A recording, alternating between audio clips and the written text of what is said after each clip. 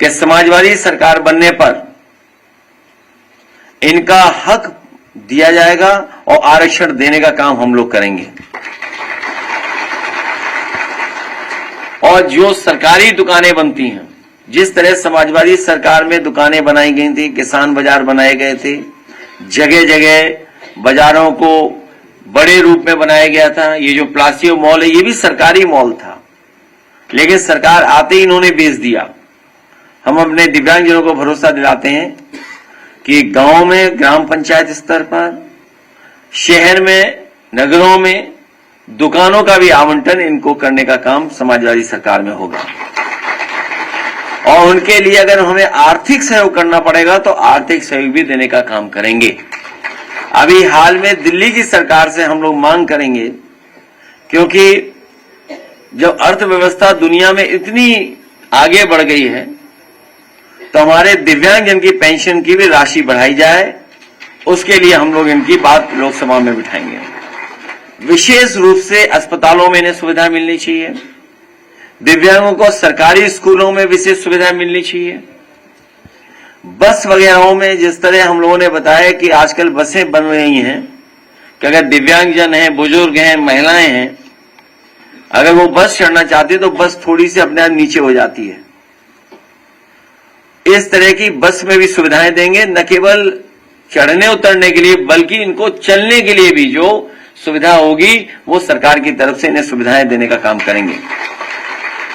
दिव्यांगों के कल्याण के लिए विशेष बजट रखा जाएगा और इनके कृत्रिम अंगों को और जो सहायक उपकरण हैं, इधर जो कृत्रिम अंग या सहायक उपकरण मिलते हैं उनकी क्वालिटी बहुत खराब है। उसकी क्वालिटी सबसे खराब होती है और सरकार पैसा सबसे अच्छे का ले लेती है। कभी समाजवादी सरकार में ई रिक्शा फ्री मिले थे और बड़ी संख्या में बांटना शुरू हो गया था। अगर भविष्य में हम लोगों को, चला के दिखाओ जरा गाड़ी अपनी, चला के दिखाओ, अगर इस तरह की ई, क्या बोलते हैं इसको, चोट लग जाएगी भाई पत्रकारों को हाँ, इलेक्ट्रॉनिक व्हीलचेयर, हम अपने दिव्यांगजनों को भरोसा दिलाना चाहते हैं कि समाजवादी सरकार बनेगी तो अपने दिव्यांगजनों को, बस ठीक है खड़ी कर लो, कोई बात नहीं, खड़ी कर लो, बस देख ली, हम अपने दिव्यांगजनों को इनको इलेक्ट्रॉनिक या इस तरह की भी उपलब्ध कराने का काम करेंगे और जो उपकरण दिए जाएंगे वो अच्छे उपकरण दिए जाएंगे। इधर उत्तर प्रदेश की सरकार चल रही कि नहीं चल रही है, कुर्सी पे बैठेंगे नहीं, पता नहीं क्या हो रहा है। पूरे उत्तर प्रदेश में किसान लाइन में लगा खड़ा है, बेचारा इंतजार कर रहा है खाद का। पूरे उत्तर प्रदेश में कहीं देख लीजिए आप, कई वीडियो आ रहे हैं, सोशल मीडिया पे हैं, लेकिन वो मीडिया, वो वाला मीडिया, वो मीडिया बिल्कुल चुप है। किसान लाइन में खड़ा हुआ है हर जगह, और कई जगह तो किसान, जो बुजुर्ग किसान थे लाइन में लगे हुए थे, उनकी जान तक चली गई, बताइए, बलरामपुर में। इसी तरह महाराजगंज में खाद में लाइन में लेने के लिए, खाद की लाइन में लगे थे, उनकी जान चली गई और खाद है ही नहीं। आखिरकार सरकार ये बताए कि खाद कहां है, और वो अखबार कह रहा है कि सरकार का पक्ष छाप देता है कि खाद हर जगह है। तो खाद है ही नहीं किसान के लिए, और फिर किसान को कहां नहीं संकट है। बिजनौर में बड़ी संख्या में जब मैं लीडर ऑपोजिशन था हाउस में, तब भी उठाया था, वहां के विधायकगण ने उठाया था कि अक्सर गुलदार शिकार बना रहा है किसानों की और बच्चों की, परिवार के लोगों को जो खेती करने जा रहे हैं या रात में सो रहे हैं, गुलदार एकदम शिकार बना दे रहा है। बड़े पैमाने पे लोगों की जान गई है। बिजनौर में घटना घटी है, कालागढ़ में गुलदार ने महिला को मार डाला, नवाबगंज तेंदुए ने घायल कर दिया, खीरी में अभी फिर देखा, सुनने को मिला किसान पर बाघ का हमला हुआ, अधमरा छोड़ गया। एक किसान का तो हम लोगों ने, मजदूर का सम्मान किया यहीं पर आपके सामने, कि किस तरीके से वो लड़ गया। चांदपुर में तेंदुए के हमले से किसान की मौत। बिजनौर में तेंदुए ने 1.5 साल के बच्चे को मार डाला। लखनऊ में 6 साल के, न जाने कितना लखनऊ में भी आतंक रहा बाघ का। तो ये जितने भी हमारे जंगल से जुड़े जिले हैं, बिजनौर हो, लखीमपुर हो, पीलीभीत हो, सीतापुर हो या आगे बलरामपुर हो, कई जिलों में, और गोरखपुर भी नहीं छूटा है, गोरखपुर में भी है। तो हर जिले में इस तरह की सूचनाएं, घटनाएं मिल रही हैं जहां पर जानवर जान ले रहा है। इधर अभी बाह में एक बच्ची को उठा ले गया, मां लड़ गई तो बच्चे को छुड़ा पाई, मां भी घायल, बच्ची भी घायल। तो ये हालत है उत्तर प्रदेश की, न खाद है, न किसान सुरक्षित हो। आय तो भूल ही गए हैं कि आय किसान की कब 2 गुना 3 गुना बढ़ी होगी। इसलिए हम आपको भरोसा दिलाते हैं, दिव्यांगजनों को, और किसान की लड़ाई लगातार समाजवादी पार्टी लड़ती रहेगी।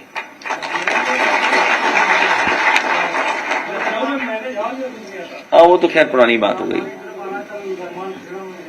पुरानी बातें हो गई, कई बड़ी संख्या में है और हर जगह है। अब इधर मगरमच्छ ने पिता को पकड़ लिया, बेटे ने बचाया बाह में, इटावा के पास, वो सॉरी उधर आगरा।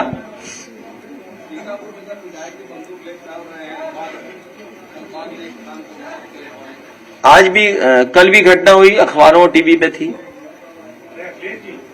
आपका जो पीडीए का पाठशाला वाला जो था, उसको छक्का मार दिया, सरकार तो बैकफुट पे आ गई और उसने स्कूल कॉलेज कहा कि हम जो है छोड़ देंगे, बंद नहीं करेंगे। इससे तो आपने जो है उनको बैकफुट पे ला दिया। दूसरा, ये जो आपने जंप किया था दिल्ली में, आयोग ने जो उसमें पुलिस की बैरिकेडिंग को माना था, उसको जो है कैप्चर में फोटो दिया, टाइप पे भी चाहता था।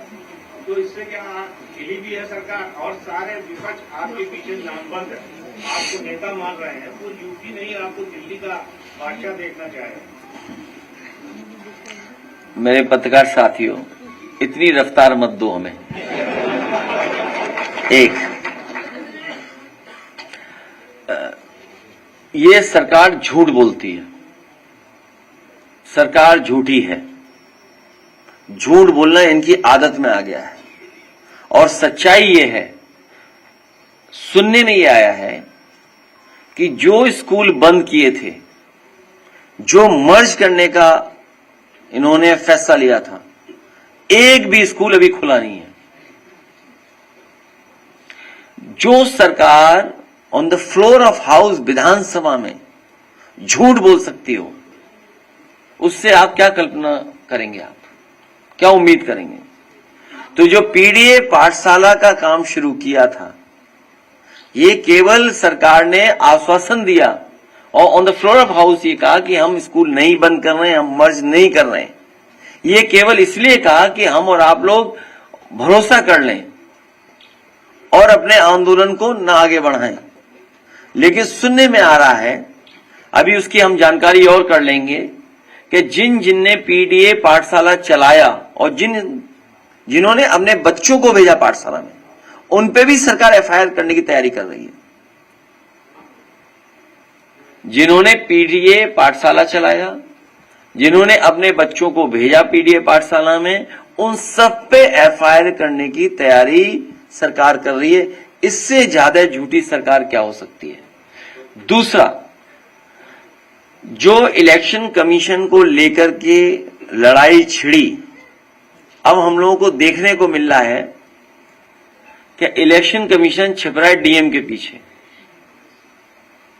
डीएम छिप रहे हैं सीओ के पीछे, सीओ आगे कर दे रहे हैं पुलिस को, और फिर लेखपाल को आजादी दे रहे हैं सब खेल खेलने की, क्योंकि सरकार के पास सच्चाई नहीं है बताने को। पहले तो सरकार ने यही स्वीकार नहीं किया, इलेक्शन कमीशन ने, कि उन्हें मेल मिले कि नहीं मिले हैं, और जब एफिडेविट के साथ वाले मेल मिले उन्हें, तभी तो डीएम को निर्देश दिए गए हैं। इस पे हम और आप लोग बैठ करके एक विशेष प्रेस वार्ता करेंगे, क्योंकि अभी 18,000 में केवल 14 ही जांच की है और जो बताया कि मर गए ही है, तो उनका प्रमाण पत्र तो होगा पुराना। अगर सरकार बता रही कि वो जान चली गई, मर गए, तो उनका पुराना प्रमाण पत्र तो रहा होगा, डेथ सर्टिफिकेट, वो कहां है?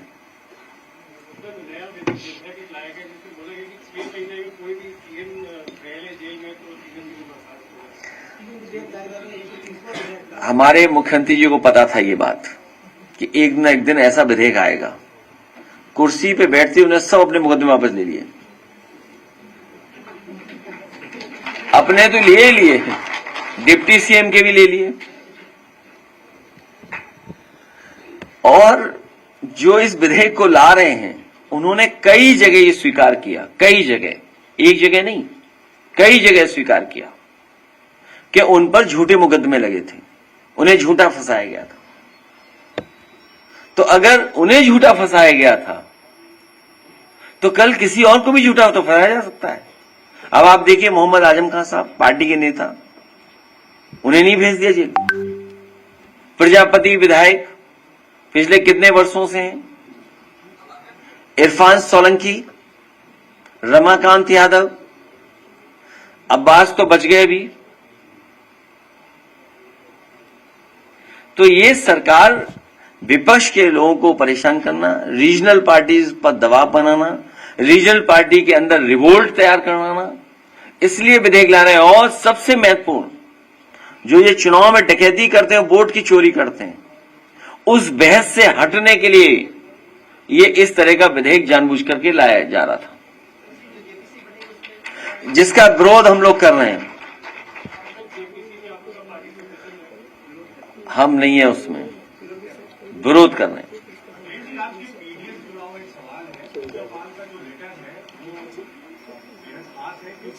आपको लगता है कि बीजेपी पूजा पाठ को आपके खिलाफ सवाल कर रही है, समझौता करने के लिए? मैं अपने साथी का धन्यवाद देता हूं कि पीडीए, डी फॉर दिव्यांग बीएस में, और जो हमारे साथी सवाल पूछे हैं, हमारी पार्टी के प्रदेश के अध्यक्ष श्याम लाल पाल जी ने एक पत्र लिखा है, वो मैं चाहूंगा कि पत्र सबको डिस्ट्रीब्यूट कर दिया जाए। और ये बात समझ में नहीं आती है कि कोई मुख्यमंत्री से मिले और उसको जान का खतरा दूसरे दल के नेता से हो।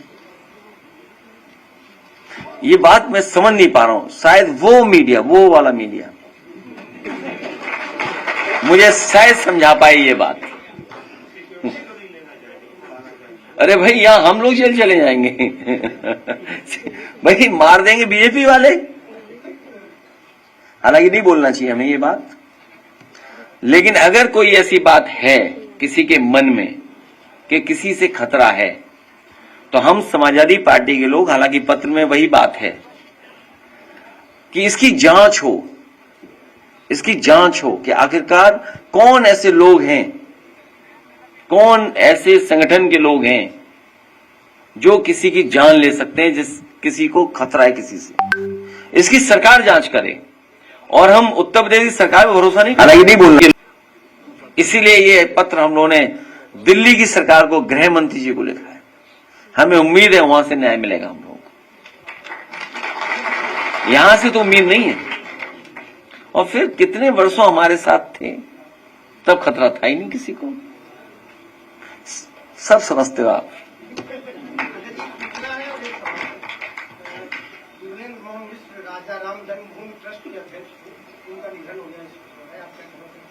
नहीं, मैंने अपनी संवेदनाएं दी हैं, एक्स के माध्यम से हमने संवेदनाएं दी हैं। जिस समय समाजवादी सरकार थी, तो एक हेरिटेज पॉलिसी के लिए वो हमेशा मिलते थे, और उनका योगदान, उनका सामाजिक स्तर और सामाजिक सम्मान बढ़ा रहा है। सवाल देखिए, 69,000 शिक्षक भर्ती के अभ्यर्थी बार-बार केशव मौर्य जी की, ये बंटवाइए चिट्ठी। 69,000 शिक्षक भर्ती के अभ्यर्थी बार-बार केशव मौर्य खाद पे पूछो, कुछ खाद कहाँ से मिलेगी। अखिलेश जी, पूजा पाल ने आरोप लगाया है कि उनके साथ अगर कोई भी घटना होती है तो उसका जिम्मेदार सपा पार्टी होगी। अगर यहाँ पर कोई भी हमारे इसमें हॉल में गड़बड़ होती है तो उसकी जिम्मेदार आप होंगी। सर, हम तो क्वेश्चन कर रहे हैं, हम कैसे जिम्मेदार होंगे? तो हम कैसे जिम्मेदार होंगे ये बताओ? नहीं, वो तो चल रहा है इसलिए हमने आपसे नहीं, इसीलिए हमने आपसे पूछा कि हम कैसे जिम्मेदार होंगे। जो बात आप अपनी घबरा रहे हो उस सवाल से आप खुद घबरा जा रही हैं। हमारे ऊपर ही आरोप लगा दिया। यही तो मैं सुनना चाहता था आपसे। देखिए क्या जवाब दिया है, हमारा जवाब आपने दे दिया, मैं आपको धन्यवाद देता हूँ। भारतीय जनता पार्टी ने पीडीए के सामने पीडीआर करा रखा है। नहीं, इसकी जांच होनी चाहिए कि आखिरकार क्या है। बड़ा सीरियस मसला है ये। अरे पूरा पत्र नहीं पढ़ा, नाम किसका है? आपका है। अध्यक्ष जी, राहुल गांधी की यात्रा में जाएंगे? हाँ मैं जा रहा हूँ। नहीं, इंडिया गठबंधन की यात्रा है। हाँ, इंडिया गठबंधन की। कब जाएंगे? कब जाएंगे? ये अभी कार्यक्रम रिलीज हो जाएगा जल्दी। नहीं, वो एक आगे पीछे हो जाएगी तारीख।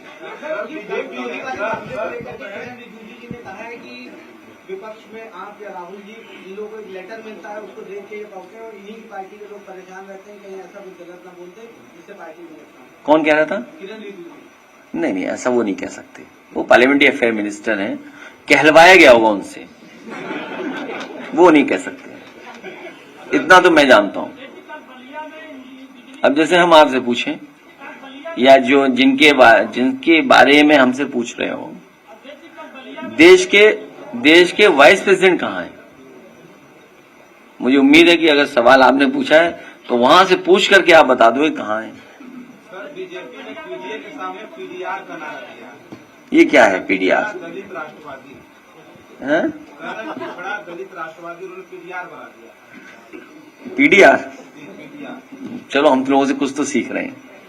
अगर अधिकारियों पे लोगों का गुस्सा, एक विधायक बेटी राम है, उन्होंने सीएमओ को, डॉक्टर को जो है वो अफसर है वहां पे जाके, और दूसरा बलिया में एक अधीक्षण अभियंता को जूतों से मारा गया। किसने मारा ये?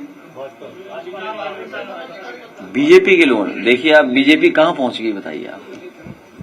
बीजेपी के लोग देखो क्या क्या कर रहे हैं। बीजेपी के लोग क्या क्या कर रहे हैं देखिए आप। अभी तो है, कितना दिन बचे हैं अब। पिछली बार हम लोग बैठे थे यहां पर जन्माष्टमी के दिन, 504 दिन बचे थे लगभग चुनाव को, तो अब तो 400 कुछ दिन बचे होंगे। अभी देखिएगा चुनाव जितना करीब आएगा, ये बीजेपी के लोगों के पास जूता ही होगा हाथ में और कुछ नहीं होगा। क्योंकि इतना फ्रस्ट्रेट हैं ये लोग। ये क्यों उठाना पड़ रहा है उन्हें, या क्यों एक अधिकारी के ऊपर ये आरोप लग रहा है? और मैं आपसे ये बात कह रहा हूं, आप बीजेपी के कार्यकर्ता पे कोई कार्रवाई नहीं होगी, याद रखना आप।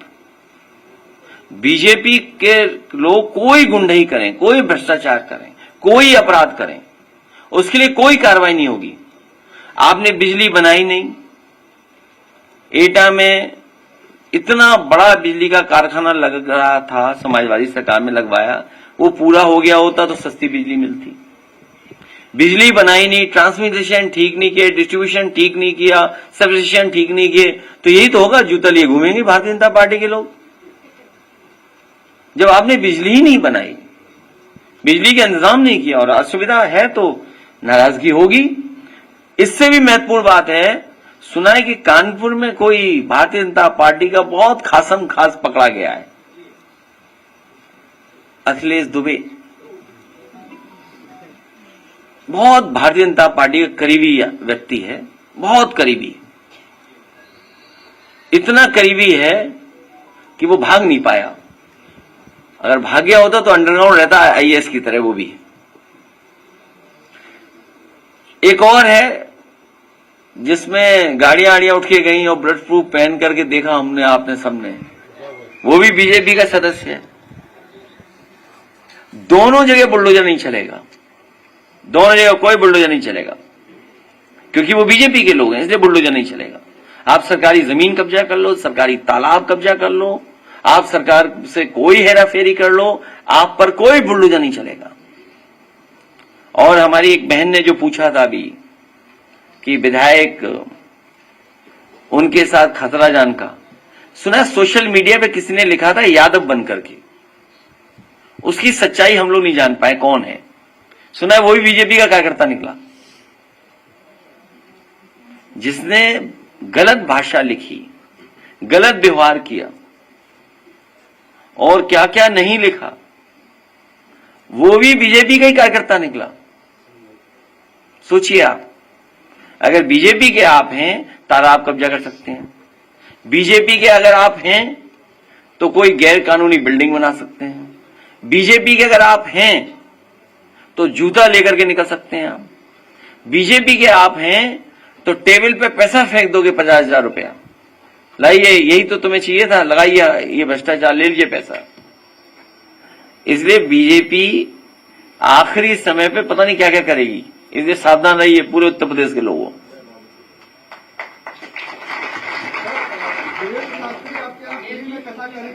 तो ये हॉल तैयार है उनके लिए, ये हॉल फ्री में है अवेलेबल। कल कव्वाली हुई, कभी कथा होगी यहाँ पे जब चाहे तब आ जाएं।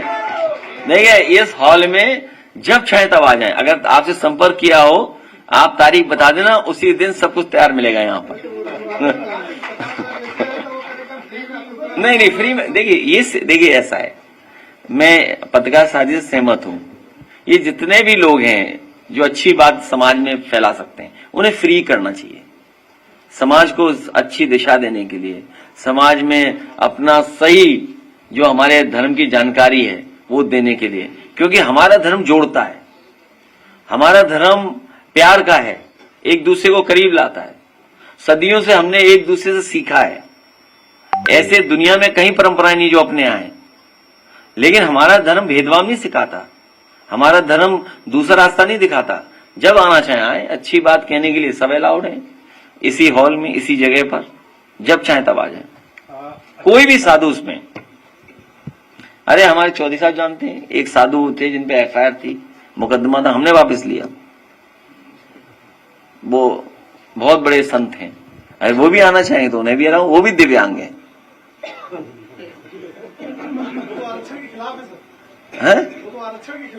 तो उन्हें क्या लेना देना, उनका थोड़ी आरक्षण होना है, खत्म कर लेंगे वो आरक्षण।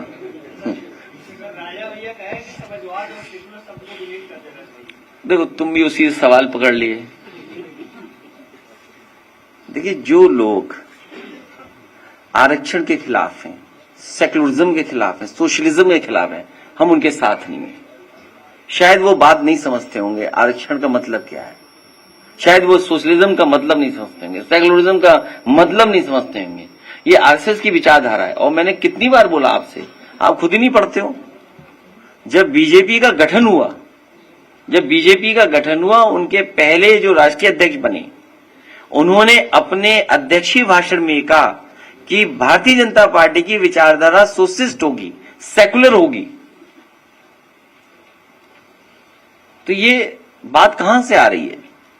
लड़ाई उस समय भी थी और मैं आज आपसे कह रहा हूं, देश को खुशहाली के रास्ते पे ले जाने के लिए समाजवादी विचारधारा और सेकुलर रास्ता और लोकतांत्रिक व्यवस्था को और मजबूत करना, उसके अलावा कोई रास्ता दूसरा नहीं है।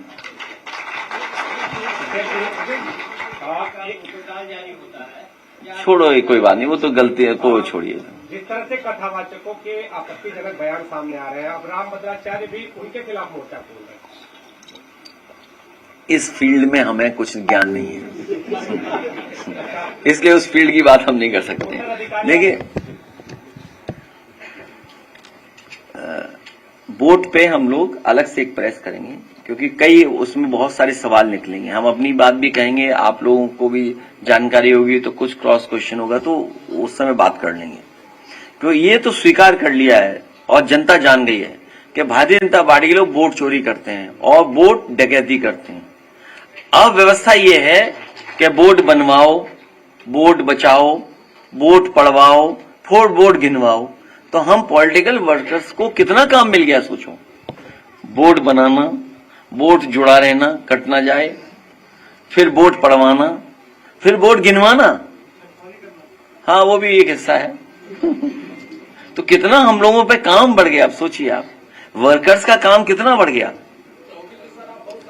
ज्यादा से ज्यादा रक्त। तो इसीलिए हम लोग सीट ज्यादा जीत गए। तो हमारी पार्टी हम लोगों को मिलकर के बूथ पे काम करते रहना पड़ेगा। अध्यक्ष जी, मुठभेड़ के नाम पे जिस तरीके से लोगों को उठाया जा रहा है और सुबह तड़के 4 बजे उनका एनकाउंटर, हाफ एनकाउंटर होता है। कहाँ हुआ सर? अभी एक रिपोर्ट आई है सर, मथुरा में हेमंत नाम के व्यक्ति को उठाया गया, उसकी सीसीटीवी में उसकी फुटेज भी जब निकाली गई तो मतलब पुलिस ने कह दिया कि जो है ये फरार था, लेकिन जो है वो सामने आकर के बयान दे रहा है कि मेरी फर्जी मुठभेड़ हुई और मेरा हाफ एनकाउंटर किए गया। लगातार ऐसी घटनाएं सामने आ रही हैं। जब से भारतीय जनता पार्टी की सरकार बनी उत्तर प्रदेश में और जब से ये मुख्यमंत्री बने तब से ये अन्याय हो रहा है और बड़े पैमाने पर हो रहा है। पुलिस को खुली छूट दी हुई है। तो क्या सर जांच कराएंगे? आपकी सरकार आएगी तो? तुम पहली बार आए हो प्रेस में? हमारी पुरानी प्रेस हम कह चुके हैं कि जितने भी इस तरह के फेक इनकाउंटर्स हुए हैं उनकी जांच होना जरूरी है। और इससे भी महत्वपूर्ण सवाल ये है कि आज कौन सा चैनल है मुझे नहीं पता, मैं इस साथी से कहूंगा कि कानपुर की घटना और प्रतापगढ़ की घटना को खूब फॉलो करो, देखें आप कहां तक पहुंचते हो। उसको चलाइए खूब न्यूज को, देखिए सरकार क्या करती है। बुलडोजर चलाती है कि गाड़ी पलटाती है, क्या करती है देखते हैं। सर जब अब्बास अंसारी की सजा हुई थी तो महिलाएं कब सुरक्षित रहेंगी? कल भी गाजियाबाद में एक घटना हुई। भाजपा जाएगी तब। सर अब्बास अंसारी को जब सजा हुई तो तत्काल उनकी सदस्यता को रद्द कर दिया जाता है। अब जो है जब सजा पर रोक लग गई है तो आज खबर आ रही है कि उनको हाईकोर्ट जाना पड़ेगा अपनी सदस्यता की बहाली। नहीं, ये जो कॉन्स्टिट्यूशनल जगह पर बैठे हैं वो भी सरकार के हिसाब से भेदभाव कर रहे हैं। भारतीय जनता पार्टी ही भेदभाव करवा रही है और जितनी भी इंस्टीट्यूशंस हैं उनको कमजोर करने का काम अगर कोई कर रहा है तो भारतीय जनता पार्टी कर रही है। जितना इंस्टीट्यूशन कमजोर होगी उतना ही हमारा आपका सबका नुकसान होगा। इसलिए इंस्टीट्यूशन मजबूत हों, संस्थाएं मजबूत हों, संस्थाएं न्याय दें। और ये तब तक संस्थाएं मजबूत नहीं होंगी जब तक भारतीय जनता पार्टी उत्तर प्रदेश से नहीं हटती। ये भी अपडेट है कि अपना दल हुआ या निषाद पार्टी इस तरह के ये छोटे दल हैं जो सब कह रहे हैं कि ये भी पीटीए बड़ी बैठक क्या हुआ बैठक हुई थी दिल्ली में अपना दल। भाई? हमारा नारा हमारे पे रहने दो, इससे जुड़ जाओ सब। पीडीए से जनता जुड़ रही है। सबसे अच्छी बात यह है, सबसे खुशी की बात यह है और सबसे अच्छी बात यह है, ये जितने साथी बैठे हैं, क्योंकि सवाल अचानक इनका आया है, पीडीए से बड़े पैमाने पे जनता का झुकाव है। पीडीए से जनता जुड़ रही है और इसी पीडीए नारे से हमें और जनता को जोड़ना है।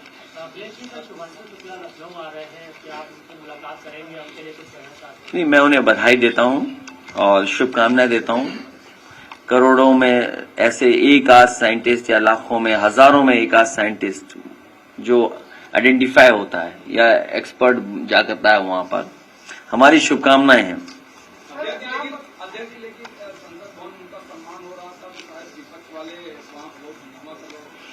जिस सरकार में लोकतंत्र ही नहीं सुरक्षित, वोट नहीं सुरक्षित,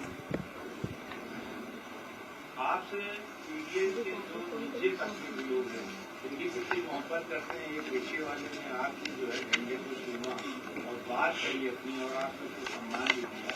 उससे ये है कि बूथ लेवल के नीचे तक लोग आपको मोहब्बत कर रहे हैं, आपसे चाह रहे हैं, आपको चाहते हैं कि आपकी सरकार।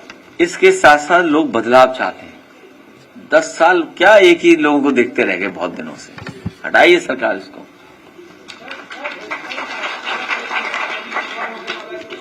उसमें मिलेंगे हम लोग 26 को आपसे, 26 को नहीं। कहते हैं क्या कहते हैं 4 मंत्री के बीच में है जो कानपुर के राकेश सचान और शुक्ला जी भाजपा के सदस्य नहीं।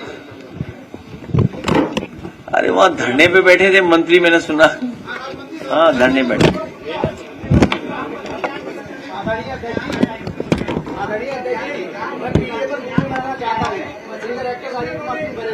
क्या करना चाहती हो? हाँ, बनाइए, पहले गाना बनाइए, रील्स बनाइए। हाँ रील्स बनाइए पहले। गाना भी करिए, मैंने आपको गाना है, गा सकते हो, गाना चाहते हैं तो हमारे ये पीडीए के कोई खराब बात तो नहीं है गाने में? हाँ, तो आ जाओ आ जाओ आ जाओ। नहीं वो इमोशन में पता नहीं क्या कहते हैं। आ जाओ आ जाओ। हाँ अच्छा, एक इनका भी गाना है काशीनाथ जी का, तो पहले आपको सुनवा दें।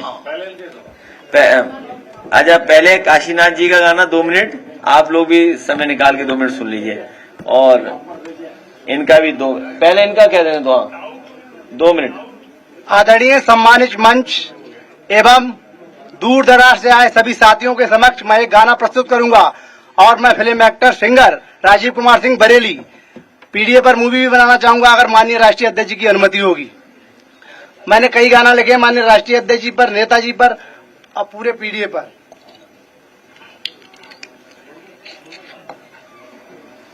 संसद में दहाड़ता है जब शेर यूपी से, पूछते हैं सभी दुश्मन माथे को पसीने से।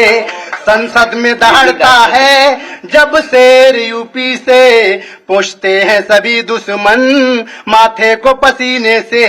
हर मुद्दा यूपी का जोरों से उठाता है, मजदूर गरीबों को इंसाफ दिलाता है, परिवर्तन लाया